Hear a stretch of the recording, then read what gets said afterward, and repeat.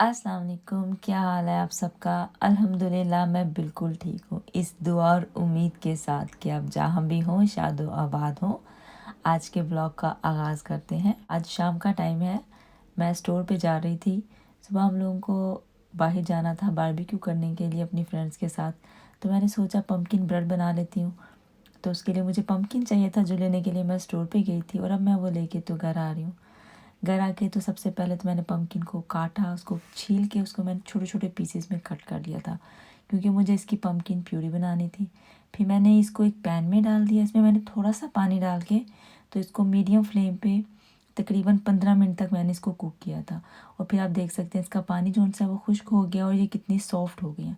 फिर मैंने इसको अच्छी तरह से मैश करके तो प्लेट में निकाल के रख दिया था, ताकि ये रूम टेम्परेचर पे आ जाए, ठंडी हो जाए, ताकि मैं इसको पम्पकिन ब्रेड के लिए यूज़ कर सकूं। उसके लिए पम्पकिन ब्रेड बनाने के लिए मुझे सबसे पहले मैदा चाहिए था। मैंने 1 3/4 कप मैदा लिया था। 1 टीस्पून मैंने इसमें डाला था बेकिंग सोडा, और इसमें 1 टीस्पून मैंने डाला था सॉल्ट। 1 टीस्पून इसमें मैंने डाला था नटमेग, और 1 टीस्पून मैंने इसमें डाला था दालचीनी का पाउडर। इन सबको मैंने छाननी की मदद से छान लिया था, ताकि इसके अंदर कोई भी गुठली ना रहे। जो ड्राई इंग्रेडिएंट्स इनको मैंने साइड पे रख लिया था। वेट इंग्रेडिएंट्स के लिए मैंने 2 अंडे लिए थे, 1 कप मैंने लिए थे pumpkin puree, 1/3 cup milk and half cup oil. इन सबको मैंने बर्तन में डाल के अच्छी तरह से मिक्स कर लिया था। फिर मैंने इसके अंदर 1.5 कप शुगर डाली थी, और इसको भी मैंने इसके अंदर डाल के अच्छी तरह से मिक्स कर लिया था। फिर जो ड्राई इंग्रेडिएंट्स थे उनको वेट इंग्रेडिएंट्स में डाल के तो मिक्स कर लिया था। मैंने थोड़े सारे मिक्स नट्स लिए थे, आप अपनी प्रेफरेंस के हिसाब से कुछ कोई भी ले सकते हैं। उनको मैंने थोड़ा सा मैदा लगा के तो मिक्स करके, और फिर मैंने उसको इस मिक्सचर में मिक्स कर लिया था। ओवन को मैंने 325 पे प्री हीट किया था, और उसके अंदर मैंने ब्रेड को बेक होने के लिए रख दिया था। 70 मिनट में जो पम्पकिन ब्रेड थी बेक होकर बिल्कुल रेडी थी। आप देख सकते हैं ये कितनी मॉइस्चराइज और सॉफ्ट बनी है। जब ये रूम टेम्परेचर पे आ गई थी तो फिर मैंने इसको कट कर लिया था। अब मैं इसको एलुमिनियम फॉइल में जो सा रैप करके तो रख दूंगी सुबह पार्क में लेके जाने के लिए। नेक्स्ट डे है और हम लोग पार्क आ गए हैं। आप देख सकते हैं किस कदर खूबसूरत मौसम है, और ये व्यू बहुत ही खूबसूरत लग रहा था। जो दरख्त थे उनके ऊपर से पत्ते गिर रहे थे, क्योंकि फॉल स्टार्ट हो गई है। हल्की हल्की सी सर्दी थी, लेकिन वेदर बहुत अच्छा था, और धूप जोन सी थी वो बहुत अच्छी लग रही थी। मैंने कोशिश की थी वीडियो बनाने की, लेकिन वीडियो में ये इतने अच्छे से कैप्चर नहीं हो रहा था, लेकिन रियल में ये बहुत खूबसूरत लग रहा था। हमें जो सामान चाहिए था वो हम इस छोटी सी कार में अपने साथ लेके आए थे बारबेक्यू करने के लिए। बच्चों के स्नैक्स, चिकन वगैरह सब कुछ इसी कार्ट में था। सबसे पहले तो आके हम लोगों ने जो बारबेक्यू के लिए जो कोयले थे उनको जलाना था वो जलाया, जो कि बहुत ही मुश्किल टास्क था। लेकिन फाइनली तकरीबन 20 मिनट के बाद हम लोग कामयाब हो गए थे कोयलों को जलाने में। लेकिन ये जो पत्ते गिरने का व्यू था ये बहुत ही खूबसूरत लग रहा था। मैंने बहुत कोशिश की कि उसको मोबाइल से कैप्चर कर सकूं, लेकिन वो मोबाइल मोबाइल में इस कदर खूबसूरत नहीं था लग रहा, और ना ही कैप्चर हो रहा था जितना वो रियल में खूबसूरत लग रहा था।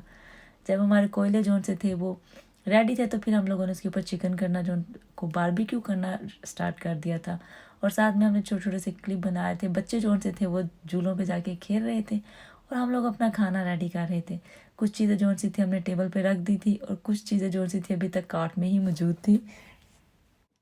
एक ट्रे में जो चिकन है वो ऑलमोस्ट रेडी है, तो हमने दूसरी ट्रे में भी चिकन जो सा था पकने के लिए रख दिया था। हमने इसे एलुमिनियम फॉइल से कवर कर दिया। जब तक चिकन रेडी हो रहा था हम लोगों ने सोचा चले चलें तब तक हम लोग नाचोस खा लेते हैं। नाचो जो उनसे मेरी फ्रेंड बना के लेकर आई थी, वो खाने बहुत मज़े के बनाती हैं। वो हर तरह के खाने बनाती हैं और बहुत ही मज़े के बनाती हैं। उनकी रेसिपीज़ भी मैं आपके साथ ज़रूर शेयर करूँगी। जब तक हम नाचोस खा रहे थे तब तक जो बारबेक्यू था वो भी रेडी हो गया था। फिर हम लोगों ने अपने तिक्के जोन से थे वो इंजॉय किए, बहुत ही मज़े के बने थे। उसकी रेसिपी भी मैं आपके साथ ज़रूर शेयर करूँगी।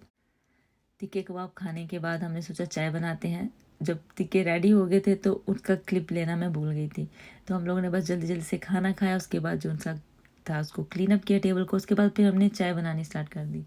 कोयलों के ऊपर चाय बहुत मज़े की बनती है, लेकिन टाइम बहुत लगता है। हमें ऑलमोस्ट 45 मिनट लगे थे चाय रेडी करने में। और हमने ये दूध वाली चाय नहीं बनाई थी, टी बैग्स वाली बनाई थी। उसके अंदर हमने सूखा दूध डाला था। जब तक चाय बन रही थी तब तक हम जो सा व्यू इंजॉय कर रहे थे, वेदर इंजॉय कर रहे थे। और भी बहुत से लोग आए हुए थे बारबेक्यू करने के लिए। 45 मिनट के बाद जो हमारी चाय थी वो रेडी हो गई थी, और फिर हम लोगों ने मज़े की जो चाय थी वो इंजॉय की, और ये बहुत ही मज़े की चाय बनी थी। इसके बाद मैंने सोचा जो देचकी का हाल हुआ है वो भी आपको दिखाती हूँ, कि कोयलों के ऊपर जब चाय बनाई थी तो देचकी का क्या हाल हुआ था। कोई बात नहीं, घर जाके इसको अच्छी तरह से धोएंगे। और फिर हम लोग की जो उनसी पार्टी थी यहीं पे ख़त्म हुई। हम बच्चों ने भी खूब इंजॉय किया, हमने भी खूब इंजॉय किया। फिर मैं अपने बेटे के साथ घर आ गई थी। घर आके तो अब बाकी के काम भी करने थे। सबसे पहले तो उसके स्कूल का प्रोजेक्ट बनाना था जो उसने स्कूल लेके जाना था। उसको स्कूल प्रोजेक्ट मिला था कि उसने 99 नेम्स ऑफ अल्लाह सुब्हान तआला का उसने प्रोजेक्ट बनाना है। तो ये जो कुछ येलो पेपर मैंने कट किए थे, जो अल्लाह सुब्हान तआला के नेम थे, वो प्रिंट आउट कर लिए थे और उनको हमने लीव्स की शेप में कट कर लिया था। जो से थे मैंने प्रिंट आउट निकाल लिए थे, कट जो सा था वो मेरे बेटे ने किए थे, तो उसका क्लिप लेना मैं भूल गई थी। प्रोजेक्ट के लिए जो चीज़ें चाहिए थी, ये कुछ ट्री की जो बेस बनानी थी उसके लिए प्रिंट आउट निकाले थे, एक रूलर लिया था, जो लीव्स लिए थे, येलो कलर के पेपर लिए थे, सीजर और ग्लू और चार्ट पेपर। सबसे पहले तो ये जो हमने येलो कलर के पेपर कट किए थे उसके ऊपर इस तरह से ग्लू लगा के तो मेरे बेटे ने बॉर्डर जो सा था वो बनाया था। ये आप देख सकते हैं, इस तरह से हमने चारों तरफ से उसका बॉर्डर बनाया था। थोड़ा टाइम लगा था, इतना ज़्यादा भी नहीं था लगा, लेकिन जब ये प्रोजेक्ट बन के तैयार हुआ था ये बहुत ही खूबसूरत लग रहा था। और जब ये बॉर्डर कंप्लीट हो गया था तो मैंने उसका एक क्लिप लिया आपके साथ शेयर करने के लिए। उसके बाद फिर जो अल्लाह सुब्हान तआला के नेम हमने कट किए हुए थे उनको इस तरह से हमने सर्कल की शेप में ऊपर लगाया। हम सोच रहे थे कि हम लोग इसको ट्री की शेप में लगाएंगे, तो मैंने उसको लगा के एक दफ़ा दिखा दिया था कि हम लोग इस तरह से लगाएंगे। तो फिर उसने एक एक लीव को इस तरह से ग्लू लगा के तो दोबारा से वहाँ पे चिपका रहा था। हमने जो लीव्स थे वो डिफरेंट साइज़ के कट किए थे। जिसके ऊपर अल्लाह लिखा हुआ था वो सबसे बड़ा साइज़ का था। उसके बाद फिर जो कुछ नेम थे ऑलमोस्ट 20 के करीब जो नेम थे उनको हमने उससे थोड़े छोटे साइज़ में कट किया था। और बाकी के जो 70 लीव्स थे उनको हमने बहुत ही छोटा छोटा कट करके तो इस तरह से एक सर्कल सा बना लिया था। हमने ट्री की शेप दी थी। ये देखिए, अब ये सारे जो नाम हैं वो हम लोगों ने ग्लू कर दिए हैं और ये देखिए कितना खूबसूरत लग रहा है। अब हम इसके नीचे बेस बनाएंगे।